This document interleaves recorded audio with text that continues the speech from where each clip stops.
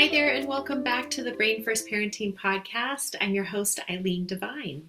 As the parent of a child who has a neurobehavioral condition, you already know what I'm about to say, and that is that parenting kids of all ages, so tweens and teens absolutely included, who have brain-based differences and challenging behavioral symptoms, this experience is, shall we say, a unique experience. A unique experience in a multitude of ways. As a parent of a child who has a brain and a nervous system that functions differently than expected, you have to rethink everything you thought you knew about behavior, about parenting, about building connection with your child and how that happens, all of that and more. I would say from my personal experience as a parent and drawing from my professional experience, thinking of all the different stories that parents have trusted me with over the last 13 years, that nearly every aspect of it is different than you expected. And that definitely doesn't mean different in all negative or hard ways. There are some really beautiful and sweet aspects of this parenting experience that are a part of what makes it so unique. But there are some aspects that are definitely harder. You, of course, know that. I know that.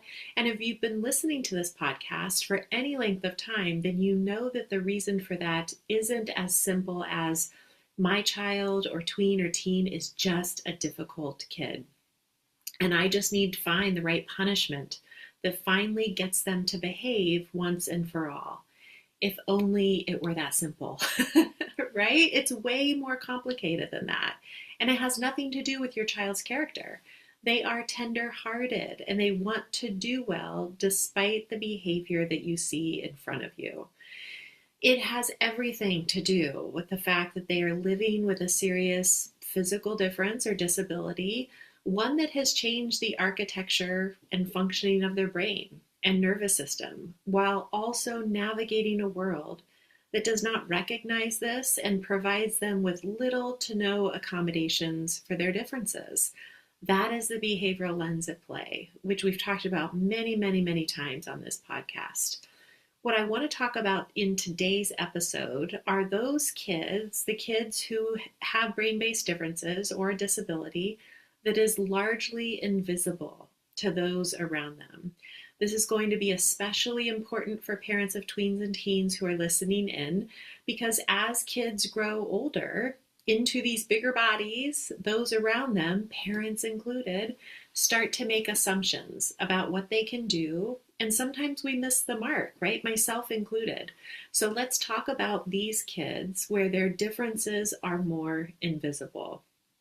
These are the kids who can hold it together enough of the time that it is expected that they will be able to do it all the time. These are the kids who can talk as though they understand what's going on. They have the vocabulary and the speech skills of a child their chronological age. They sound like their peers when they talk. These are often the kids who do well academically. Maybe they need some additional support, but it's pretty minimal. And they are more or less where their peers are with reading, with math, with that kind of thing. So they don't stand out significantly in that way. And these kids often have areas where they really shine, maybe even surpassing their peers. It could be their athletic abilities, their mechanical inclinations, or their creative and artistic abilities, something that makes them stand out from their peers in really positive ways, giving those around them the impression that they are capable in all areas of their life. They are definitely the kids who do not have outward signs of having a serious illness or a disability, at least not in the way our society has become accustomed to thinking about this. But they do struggle significantly with other cognitive skills that go unrecognized. So why are we talking about these kids today? Those whose differences are more invisible to those around them. I wanted to focus a little more closely on these kids in particular because these are the kids who I have come to believe are at highest risk for being misunderstood and evaluated through a behavioral lens. What I have seen play out time and time again with the parents I work with is that the more invisible a child's difference or disability, the greater risk of them being punished for this disability instead of being provided with accommodations. Now, let me be clear in saying that if you have a child whose difference or disability is more obvious, it does not mean that they are not at risk for being punished for their brain-based differences. That absolutely happens.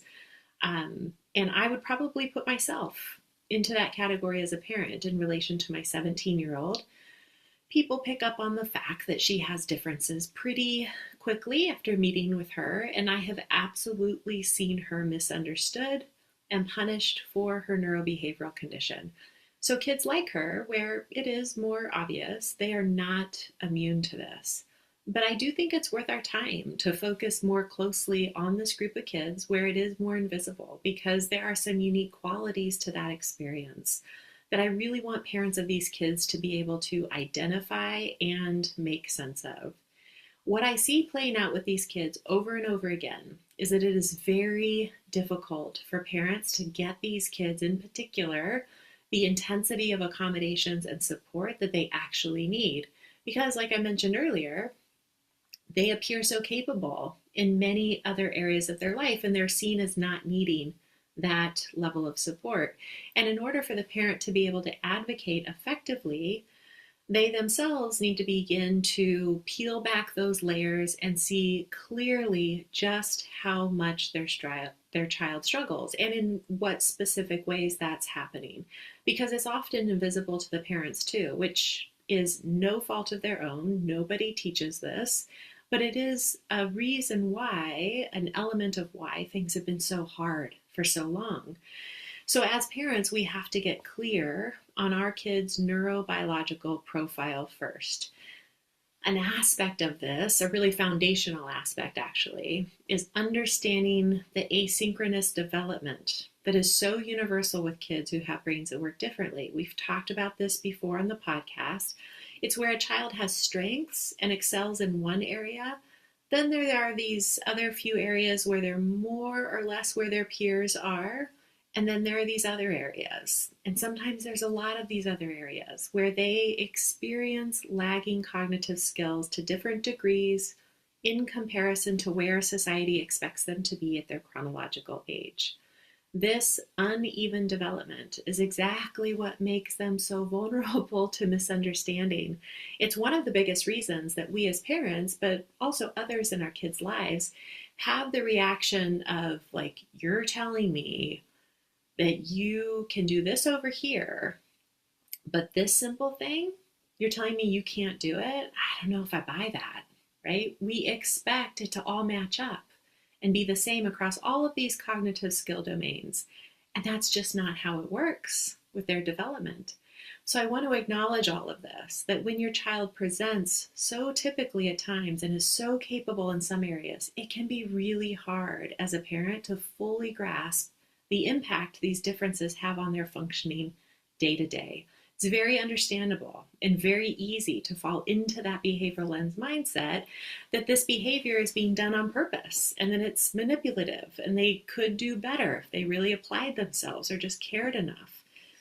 So as we talk about all the time here on this podcast, the work begins with us. We have to see our kids' brains and nervous systems clearly so that we can help others see our kids through this brain first lens, and so that we can do that work of helping other people shift their lens with full confidence that we know what we're talking about. The other common pattern that I see with these kids in particular is that there might be some recognition that they need some level of accommodation, some level of additional support, say in the school setting, because they have a diagnosis maybe that alerts those around them to that need. So let's say it's a middle schooler or a high schooler who has a diagnosis of ADHD, so they get an accommodation of extra time on tests and exams. That's a great start. That is a great accommodation. It's a common accommodation. It's effective for many of these kids. But again, the depths of their lagging skills is not fully recognized, and so this is where it stops. So when that middle schooler or high schooler goes in to take that exam and just sits there, it looks like they're not motivated or they're being defiant in some way. When in actuality, there are all these other lagging cognitive skills that are getting in their way in that moment, and they need a different level of support and additional accommodations, like the inability to get started on the test or the exam, or the inability to follow multiple steps, even 2 or 3 simple steps at a time. Those are just a few that could be at play in that moment. Another misconception about these kids, who again can appear so neurotypical in so many ways, is that they understand what's happening around them. What I mean by that is what you've heard me say before, is that they can talk the talk, but they can't walk the walk. I cover this more fully in episode 15 of this podcast. They sound like their peers. Their speech, their language, it's right where you expect it to be for their chronological age. So they can talk a good talk, and they sound as though they know what's happening around them, but the way they understand the back and forth conversation and the way that they understand the unspoken context of a situation, it's what you'd expect from a much, much younger child. This can really make them vulnerable to misunderstanding and punishment when those around them do not fully understand what's actually happening here. They're not trying to manipulate the situation by saying one thing and then going and doing another. They truly don't know what's going on. They don't get it. They're not connecting the dots. They aren't able to retain what was said to them. They don't understand the nuance of a situation. The last area where I see these kids highly vulnerable to misunderstanding and again punishment is their lagging relational cognitive skills. I have a whole podcast episode on relational cognitive skills. It's episode 40. So I want you to go listen to that if you haven't already, because it's a biggie when it comes to understanding all our kids, but especially these kids who are expected to be in line with their peers in so many ways, including their ability to be in relationship with others and have positive social interactions with those around them. These kids whose neurobehavioral differences are more invisible, they get labeled as the kids who are selfish or too much or self-sabotaging when it comes to friendships. All of those behavioral lens interpretations that are so easy for all of us to default to when we have no other way of thinking about the situation or no other way to make sense of their behavior. There's an important aspect of the parenting experience that all of this points to that I want to be sure that we touch on before we end. How when you are parenting a child who appears to be so neurotypical in so many ways, how easy it is to doubt yourself when it comes to advocating for them, even after you learn about their brain and are starting to see the true depths of their struggles. It's totally normal to second guess yourself and hesitate when advocating for the level of accommodations that they truly need and deserve. That's the influence of the behavioral lens that we are all accustomed to and that our society is deeply entrenched in. So if you're listening and you're thinking, yeah, that's definitely me, I just want to remind you, the brain and the nervous system, they're two very important parts of our physical makeup as humans. And we have a lot of science that tells us that.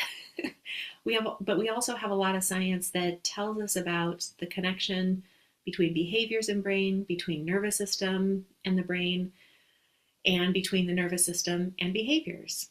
So to provide individuals with that physical difference of their brain and nervous system, with the accommodations that they need to be able to navigate this world that is set up for able-bodied, neurotypical individuals, it is what's just, and it's what's fair, and it's also a very acceptable practice to provide accommodations to people with physical differences. It's so acceptable that it's protected by law.